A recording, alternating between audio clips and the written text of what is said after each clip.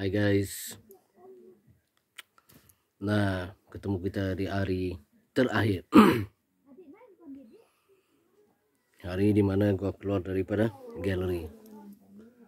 Nah, di sini pertama sekali gua tuh ingin mengucapkan terima kasih kepada semua netizen. Nah, terutama yang telah memberi support gua selama ini dari Instagram, YouTube gua, dan juga TikTok, Facebook, semuanya, dan telah tak henti-hentinya memberikan dukungan, semangat, doa. Nah, anyway, dan keluarga gue juga. Dan terima kasih telah memberi dukungan dan semangat kepada gue sendiri. Dan hari ini bagi gue ada dua peristiwa yang terjadi. Dan satu perkara yang sangat menyenangkan dan satu perkara yang sangat menyedihkan. Nah, perkara yang paling menyenangkan adalah hari ini gua tuh tidak akan bersaing dengan kedua orang anak-anak gua, Jesslyn dan Nadia. Dan jika aku meregut satu impian diorang mengalahkan Jesslyn atau Nadia, pasti mereka itu lebih sedih daripada gua hari ini. Dan gue yakin ini adalah satu perjalanan takdir yang telah ditetapkan untuk gue sendiri. Dan sebagai seorang manusia, gue tuh percaya kepada takdir. Sebagaimana perjalanan gue daripada awal galeri sampai hari ini. Dan yang paling menyedihkan ya, setelah berjuang, akhirnya gue kalah di top 3. Anyway, tidak terlalu menyedihkan kan. Well, at least I got something, you know. Cuma hari ini gue ingin bercerita tentang sesuatu kan, perjalanan karya gue di dalam MasterChef Indonesia. Nah, ini mungkin bisa menjadi satu inspirasi kepada sesiapapun yang ingin menjadi salah seorang peserta di MasterChef Indonesia. Nah guys, mungkin sebelum ini gue pernah buat video dulu untuk didaftarkan kepada RCTI Plus kan. Tapi masa itu masih guna handphone kan. Nah, baiknya nasib gue ini, gue ketemu dengan seorang teman yang bisa membantu gue menggunakan kamera yang bagus kan, pakai drone untuk membuat video gue waktu itu. Jadi terhasillah video untuk gue hantar pada RCTI Plus sebagai video audisi online gue yang pertama. Nah, bersyukur gue waktu itu gue diterima. Jadi gue diundang ke Jakarta. Jujur, pertama kali gue ke Jakarta itu, gue itu hanya berbekalkan dengan uang sebanyak 1.500.000. Nah, itu aja yang gue bawa ke Jakarta. Dan di samping itu, gue itu membawa tekad, semangat yang 100 kali lipat lebih besar daripada 1.500.000 itu. Nah, jadi setelah sampai Jakarta, kita orang pun mulakan ya perkumpulan, perkenalan semua nih kan. Nah, orang-orang yang pertama yang gue kenal di situ adalah seperti Yogi, Wita, Fabs, dan beberapa orang lagi. Nah, mereka itu teman-teman yang pertama gue kenal di situ. Nah, jadi dalam perjalanan ini, untuk audisi on air yang pertama, sebelum bootcamp, kita itu harus membeli bahan sendiri. Nah, disinilah peristiwa yang mana gue sendiri unexpected.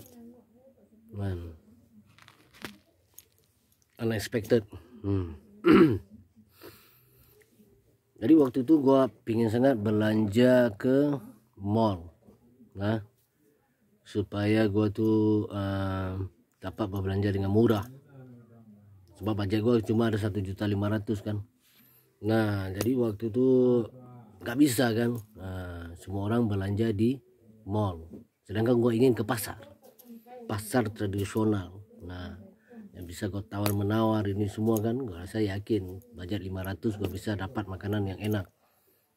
Nah tapi akibatnya waktu itu nggak bisa kan, pandemi. Jadi kita tuh harus belanja di mall yang steril, yang mempunyai protokol keamanan, protokol kesehatan. Nah jadi pertama kali gue pergi ke situ, gue lihat barang-barang tuh semua mahal-mahal gila. Waduh, wah kepikiran gimana gue mau beli bahan-bahan ini ya, sedangkan uang gue sebanyak itu aja. Jadi beruntungnya gue waktu itu, teman-teman gue yang lain yang audisi on air itu, gue tuh dapat slot yang terakhir. Nah jadi sebagai slot yang terakhir pasti banyak bahan-bahan yang lebih kan, yang ekstra yang dipakai oleh teman-teman gue nih yang berlebihan. Nah jadi banyak yang tinggal. Jadi gue memanfaatkan kesempatan itu menggunakan bahan-bahan yang berlebih-lebih tadi untuk menjadikan satu hidangan. Nah jadi bebek itu gue dapat daripada Victor. Nah Victor udah beli seekor bebek, nah dan dia pakai breast saja, jadi tinggal dia punya leg. Jadi gue gunakan leg dia kan. Nah gue ada santan daripada Brian, daripada bahan-bahan Indonesia, bumbu-bumbu Indonesia daripada Olive, Vita. Nah banyak lagi yang telah menolong gue. Dan waktu itu gue itu cuma membeli daun ginseng, dan daun ginseng itu harganya 2.500. Nah gua rasa senang banget kan, wah bagus nih, jadi gua nggak perlu berbelanja dengan banyak, dengan mahal, dan gue cuma perlu belanja 2.500. Nah datanglah gua ke audisi on air yang pertama. Gua masak dengan bahan-bahan yang seadanya. Nah karena gua buat perkedel waktu itu, jadi telur nggak ada yang pakai telur waktu itu kan. Jadi di hotel kita tuh kan ada breakfast. Nah jadi gua itu memanfaatkan, gua minta kepada pihak hotel supaya memberikan gua itu telur, menggantikan breakfast gua itu dengan telur mentah 3 biji. Nah jadi disitulah gua pakai telur itu untuk perkedel gua. Nah, jadi terhasillah satu hidangan bebek dengan gulai bersama perkedel. Nah itu yang pertama sekali.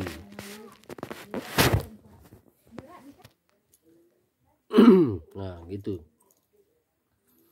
Jadi berlanjutan lah, masuk dalam galeri ini semua kan, perjuangan yang tanpa henti-henti guys.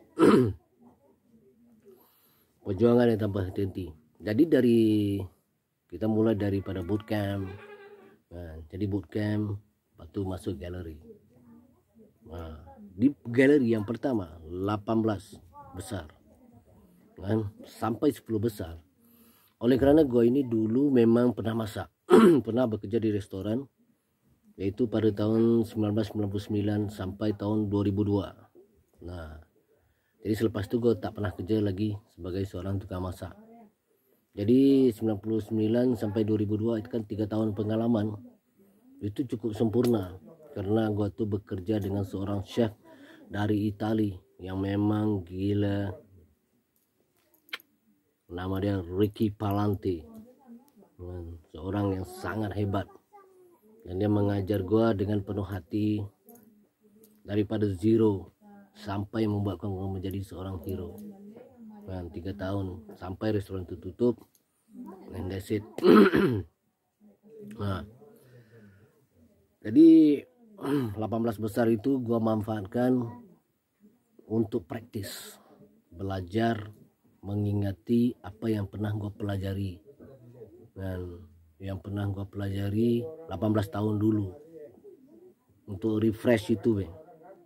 Nah pada gue nggak, memang waktu gue datang ke Jakarta ini gue memang nggak ada bawa buku satu pun, dan memang gue nggak ada buku resep apapun gue nggak ada kan.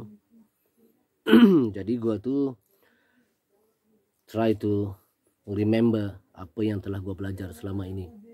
Nah, terutama di challenge 1. Nah, challenge 2 itu gue main aman aja.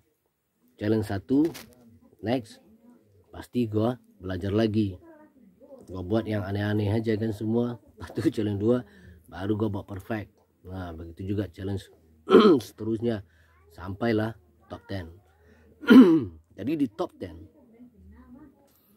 gue rasa gue punya skill, gue punya knowledge, gue punya taste sudah meningkat. Nah, jadi di situ strategi itu bermula. Nah, jadi di samping itu gue buat strategi ini, gue tuh menganalisa juga teman-teman gue ini di mana kekuatan mereka semua. Nah, di mana kekuatan mereka semua. Jadi gue udah tahu nih, di orang nih apa kelebihannya, dia ini apa kelebihannya nih, masing-masing tuh gue udah tahu. Nah, jadi pokoknya yang paling penting kau tuh tidak pernah underestimate mereka. Nah, cuma gue mengetahui kekuatan mereka. Nah, jadi setiap kali galeri gue tuh memikirkan gimana gue tuh bisa bersaing dengan mereka. Nah, challenge 1 gue tuh berusaha tuh, challenge 2 apalagi. Nah, tanpa diduga-duga waktu di top 7, top 8, nah, gue punya touch dalam masakan itu kembali. Man, gue betul-betul bahagia waktu itu. Apapun yang gue masak, apapun yang gue buat, pasti rasa dia enak. Nah, pasal sentuhan itu telah kembali tuh.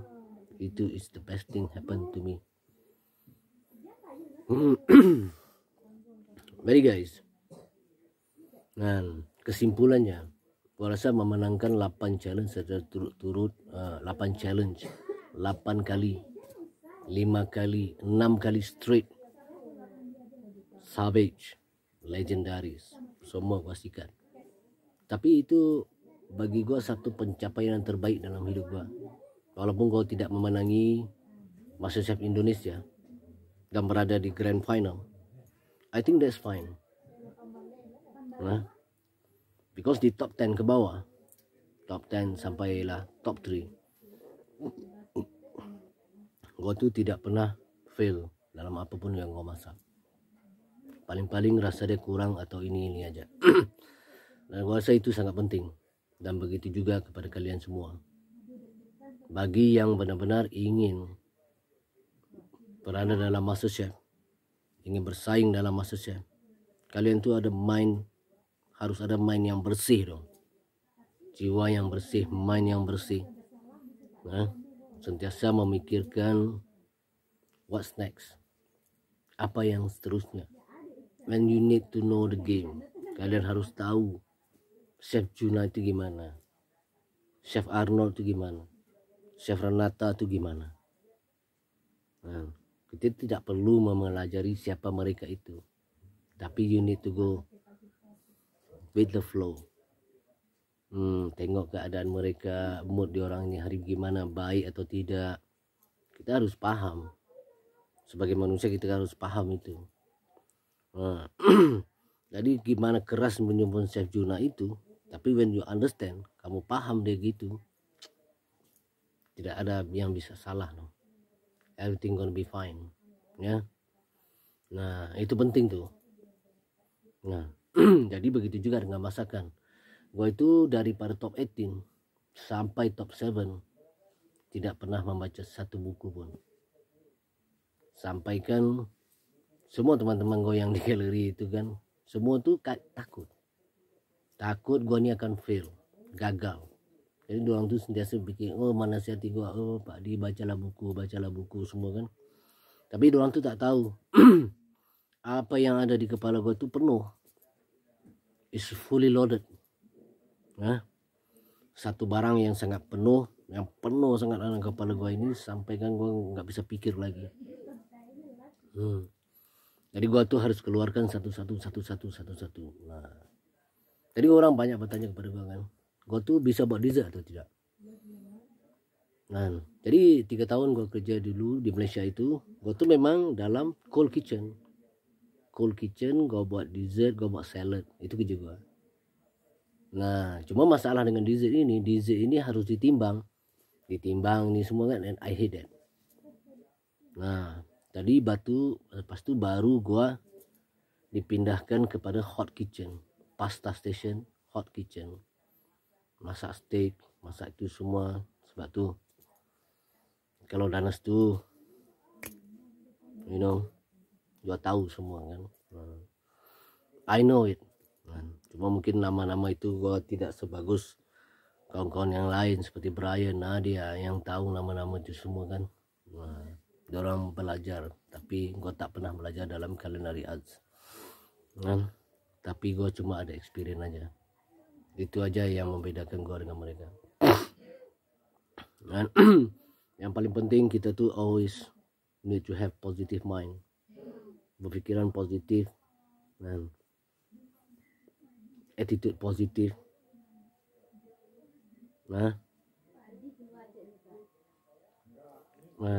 Dan jangan merasa iri, sakit hati, you know, be friend, berkawan dengan siapa saja. Kita bertemu di dalam satu kompetisi bukan mencari musuh, tetapi bila dalam galeri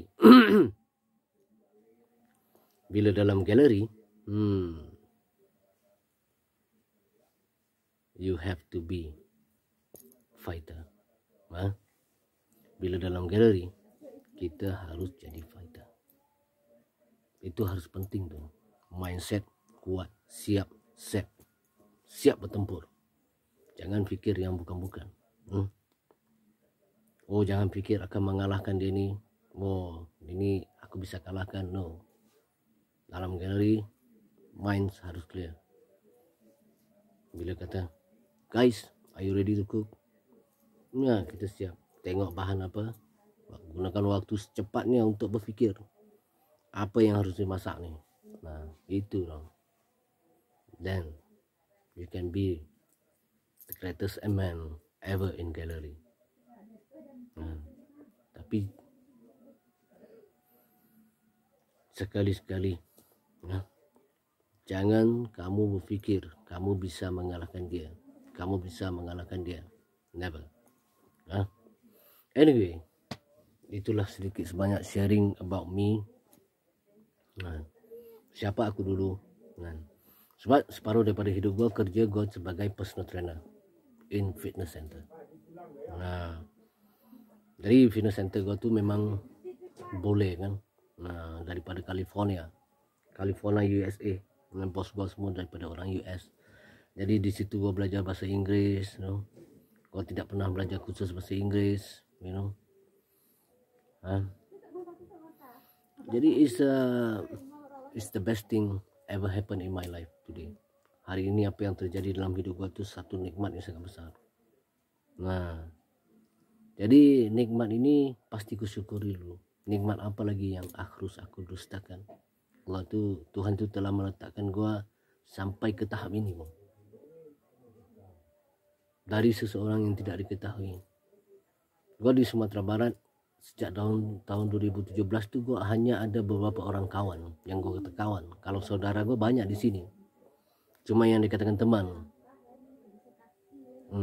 hampir nggak ada dong. Dan now gua ada banyak teman, termasuk kalian semua ini, baik, yang telah mendukung gua, semua, baik. Thank you guys, you means a lot to me. Dan aku akan tetap berkarya, dan aku akan share kepada kalian menu-menu yang telah gua buat di galeri, dan banyak lagi menu-menu yang gua rasa gua bisa buat. Dan jangan rasa malu-malu untuk bertanya masak ini gimana, masak itu gimana. Mungkin gua bagus, tapi di atas gua ada yang lebih bagus. Kalah bukan kerana gua lemah, menang bukan kerana gua hebat. Tapi there's one thing kita harus percaya, Kita ini berusaha aja, kan? Tapi ada lagi di atas kita, yaitu takdir. Nah, yang pasti akan bisa merubah segala-galanya. Walaupun lu rasa lu telah jatuh ke satu tempat yang penuh dengan buaya, it's full with crocodile.